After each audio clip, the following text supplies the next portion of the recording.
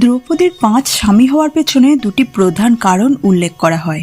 মহাভারত অনুসারে দ্রৌপদী তার পূর্বজন্মে নল এবং দময়ন্তীর কন্যা ছিলেন। পূর্বজন্মে দ্রৌপদী ভগবান শিবের কাছে একটি শক্তিশালী ও গুণবান স্বামীর জন্য প্রার্থনা করেছিলেন এবং 5 বার একই প্রার্থনা করেছিলেন।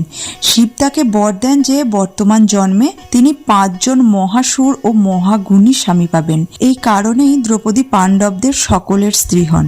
মহাভারতের কাহিনী অনুসারে অর্জুন স্বয়ম্বর সভায় দ্রৌপদীকে জয় করেন এবং তাকে নিয়ে কুন্তির কাছে যান। কুন্তি না জেনে বলেন, যা এনেছ সবাই মিলে ভাগ করে নাও। কুন্তির এই কথা ভুল প্রমাণিত না করার জন্য এবং ধর্ম রক্ষার্থে দ্রৌপদীকে 5 ভাইয়ের মধ্যে ভাগ করা হয়। এছাড়াও নারদের উপদেশ অনুযায়ী পাণ্ডবরা সিদ্ধান্ত নেন যে দ্রৌপদী 1 বছর করে এক জনের পত্নী হবেন এবং যখন এক ভাই দ্রৌপদীর সঙ্গে থাকবেন অন্য কেউ সেখানে প্রবেশ করবে না। এই নিয়ম ভঙ্গ হলে কঠোর দণ্ডের বিধান রাখা হয়েছিল।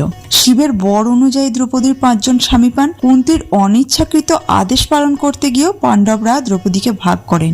নারদের উপদেশ অনুযায়ী নির্দিষ্ট নিয়ম মেনে দ্রৌপদীর বহু বিবাহ বরণ স্থির করা হয়। এই ঘটনাগুলো মহাভারতের অনন্য বৈশিষ্ট্যগুলোর একটি, যা দ্রৌপদীকে একটি বিশেষ ও গুরুত্বপূর্ণ চরিত্রে পরিণত করেছে।